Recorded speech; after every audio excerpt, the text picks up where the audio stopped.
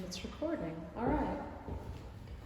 All right, so art in the time of coronavirus. We're 6 feet away, but we're going to have a conversation anyway. So this is David Licata, who I've known for 12 years maybe, about that. Sort of right after you finished your Cranbrook Masters. Right. I mean, we actually, first interaction was at when you curated the show at Arts Westchester. Oh yeah, okay. I think that might have been 2007 or 8. Wow, I remember than I have. Yeah, so we've worked together for a long time, lots of solo shows, lots of group shows. This is David's first solo show at the gallery, and sadly it was open for 2 weeks and cut short by the pandemic. So we thought we'd do a little bit of interview. We might even get crazy and do an Instagram Live later. But in any case, this is borosilicate torchwork glass, and David is the only artist I represent that works in this way. So we have a couple of, I know a fair amount about the process, but every time I visit David in his studio, we have a conversation, I learn something more. So I think my first curiosity is, and David had worked like during his master's program in other media like graphite and salt and ceramics also. So what about glass? Why glass? Why did you land on this in particular? Back in when I was I've been fascinated with glass since middle school. I would play with polymer clay and make what's called marini and millefiori kind of patterns out of clay, similar to the sushi things. And I would sell little necklaces of that material in early 7th grade. And then my high school art teacher told me a lot about his glass techniques and showed me some books. And it wasn't until SUNY New Paltz that I really fall into glass. I was taking a lost wax casting class with jewelry in the jewelry department my sophomore year, and I was torn between doing a jewelry major or a sculpture major. And a grad student named Heidi Lowe, she was working on the torch in their tiny little room, and I just watched her work and fell in love with it. And she went out to dinner, and I just spent the rest of the semester at night sneaking in onto the torch and working. Because it would make sense that in middle school or probably in high school, most people don't have access to those materials. And then the jewelry, I'm picturing the lost wax process where so you have something that's also highly changeable, molten, the alchemy of it all. In both those, in both glass and in the jewelry making, is part of the magic of it all. Yeah, I was gonna say, in high school, White Plains High School had a great art program, so I took a ton of art classes, and I made a chainmail sleeve of, my teacher taught me how to make a little necklace, making jump rings, and I just got hooked, and I was playing with it like a complete little nerd in the middle of my social studies class, whipping out pliers and knitting a sleeve of chainmail. But it wasn't until long after undergrad that I actually realized I could do it out of glass. I worked in a glass studio in Pennsylvania, and graphite is always around in studios because graphite absorbs heat and is used, in Italy they would traditionally use a table called a marver, which is out of actual marble, to cool and shape the glass. Now, a lot of times it's seen in the hot shop is stainless steel, but then graphite is used on the torch a lot to shape and cool.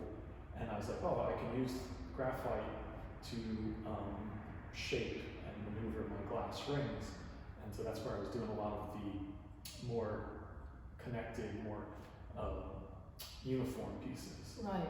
This whole organic shapes spawned out of, again, in grad school, exploring these confined little spaces. I was in this little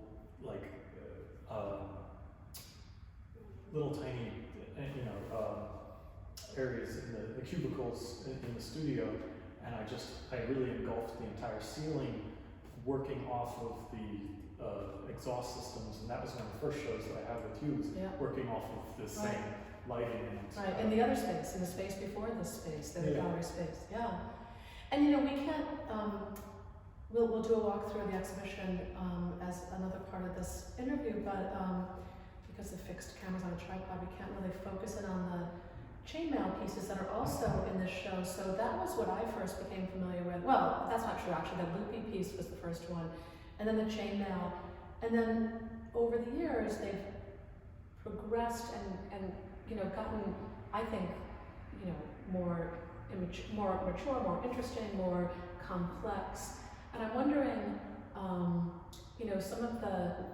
some of the techniques that I know you've been to Venice a couple of times and studied, Italian glassmaking techniques. Can you tell us a little bit about what the process actually is?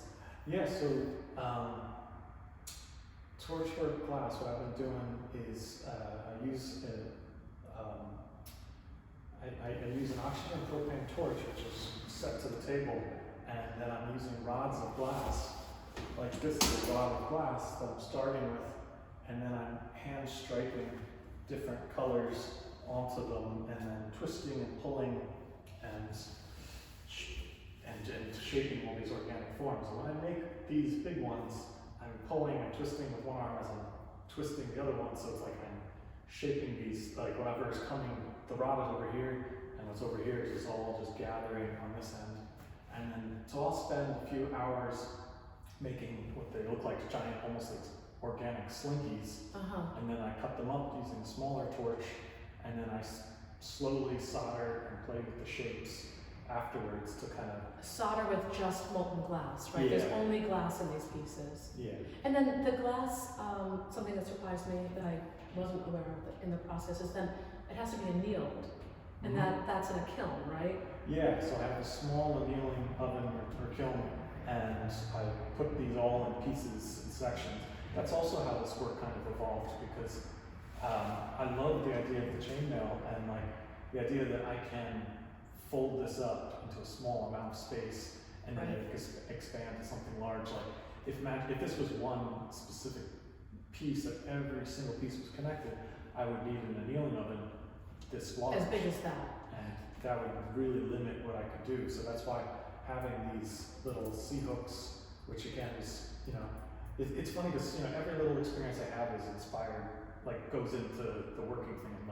And at New Paul's, I got into rock climbing and hanging out with rock climbers. And those little carabiners, right? Carabiners. Yeah. And my freshman year, I was lead climbing with this guy from the Outer Club, and I had never done climbing before.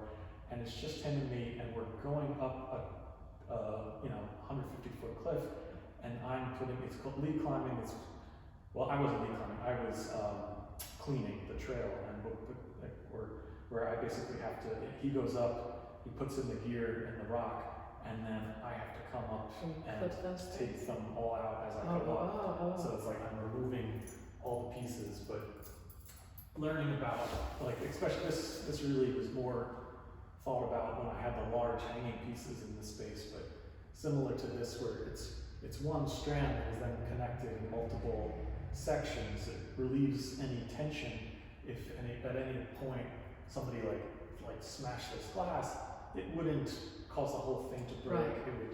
It's all kind of connected in different ways, relieving any major stress on the glass too, which that was really what's fascinating me, is that it's glass, it has tensile strength that can actually squeeze and it flexes a little bit. Makes me nervous. Yeah, and I know which one, this one I know because it's funny because the thicker the glass, the less tensile strength. Oh, really? So, like this one, I wouldn't really want to twist. It's counterintuitive.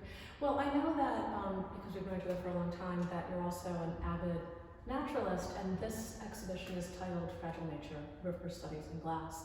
So I know that this is true, but the inspiration for a lot of what you do comes from experiences like hiking and rock climbing and the fragility of nature, and that's something I've woven into some press releases in the past, that there's for me, it feels like a really beautiful kind of poetic dichotomy between the fragility, although as you explained, it is somewhat resilient, the glass, but you know, it's built into the material is this understanding that it's breakable and that it's something that is, you know, also mutates, you know, as nature does. Yeah, and I also thought that, and like what fascinates me with like a walk in the woods is like we had terrible wind yesterday, terrible, like a crazy storm that went through. But I mean, if you go online right now, there's hundreds and thousands of pictures of the rainbow that happened at the end of the day. I've seen it through social media posts. I got to catch just like the corner of it last night as I was focusing my camera at the clouds instead. But like, but the point I was trying to say is that this work, just like nature, I really like how it's changing throughout the day. Like even since I've been here throughout the photographing, the lighting is now coming in this way. The shadows that this work creates, I think of it as almost like Monet's like haystacks, and how you photograph those throughout the day. The lighting. And this is all so fascinating. And when I talk to people about the work, you know, I really want to point out, like, this is the placement of this particular piece because we have the ambient light coming from the window. Where the pieces back here are more, because of their installation, are more static. These change throughout the day, and one of the things that people love so well about the work, and in fact, one of our friends and really good collector that has a number of David's pieces, she has a beautiful piece in her beach house in Rhode Island, and I don't think I've ever shared it with you, but I'll have to ask her for it again. She had a beautiful little video she took of it, just ever so slightly swaying in the wind, and you know, the ocean breeze was coming through, but the shadow in that particular placement changes all day long and is an endless source of, you know, new information and new experience with the piece.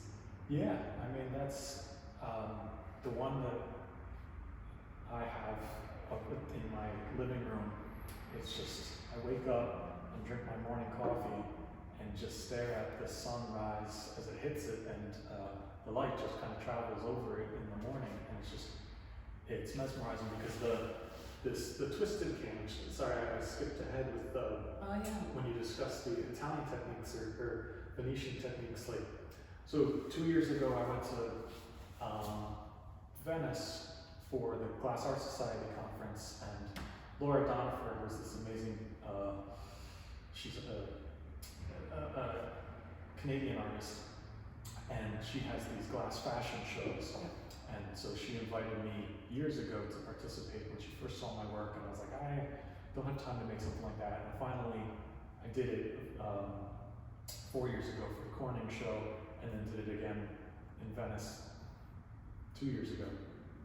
And so for Venice, I really wanted to do a piece that was inspired by Carnival and also using a lot of classic Italian techniques. And so twisted cane, I mean, I've done a bunch of that before, but you'd usually see this done in vases and pieces in the hot shop. And so I hand pull and make a lot of these twisted cane pieces myself, and they just create such really great shadows. And if you don't let the glass melt in completely, you get this really ridged effect on the surface. Yeah, it's beautiful.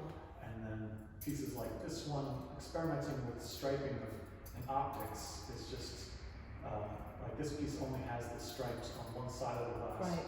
And so everything if it faces this way, it magnifies that color and makes it all this light blue.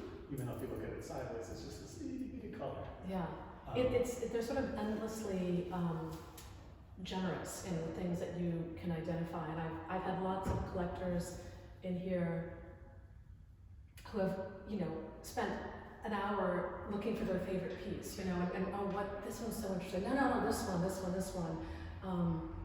And I know the glass, something I wanted to ask you about also, because I know you've told me and told my staff as well, like, everybody has their own color they love, you know, right here at the gallery. But some are very rare. Like, I don't think there's a pink one in this, right? But the pink one was a No. very rare piece. Well, I was going to say, like, certain colors, like, a lot of the colors I do work with as my base are, I'm working with really thick rods and then pulling them out. So, like, this color's a fun purple that in different lights, it looks almost like blue. But then on this piece, you have, this is another fun color that I really love, this yellow. Oh, I love that, yeah. It's this color called slime, and it's yellow slime, and it has a lot of cadmium in it, like all these different colors. They have different oxides or metals in them. Cobalt blue is made with cobalt metal. The greens, this green actually is another version of that slime where it has cadmium in it, so it's like this, it's almost like a neon green in there. And so chemistry and science are integral to what you're doing. I mean, if I recall correctly, there are certain colors, I think it's the cobalt blue, in fact, that's really high heat, when you're working with it, it's such a hot flame, right? Yeah, so like, depending if I'm working with like a clear or a light color compared to something that's very dark, I have different shades of glasses to wear, and glass gets hot, it emits its own light, and so to get this piece more molten, I have to get it almost to a bright white, almost like a welding shade. So I have to be wearing shade 5s or above when I'm working with the blue cobalt. And so it's not something I've been making a ton of pieces with this, or if I do, I'm wearing the really dark glasses. I have a welding mask that I have actually set up so I can get it to be pretty dark. And so like that's actually made life a lot easier. And I've got my eyes tested recently. So I have a little, what's it called, a stigma, so it's like astigmatism. So just have to, I mean, after this is all over, I'll get some eyeglasses. Let me get back to the doctor again. Yeah. All right, we're gonna make another little video interview about some thoughts David has on the education part of his life and advice to other artists. But for now, I think this little focus on materiality was really nice. And then we'll also, you can look for, if you're interested in more work, we're going to do a little video walkthrough and get that online as well. All right, thank you. Thank you.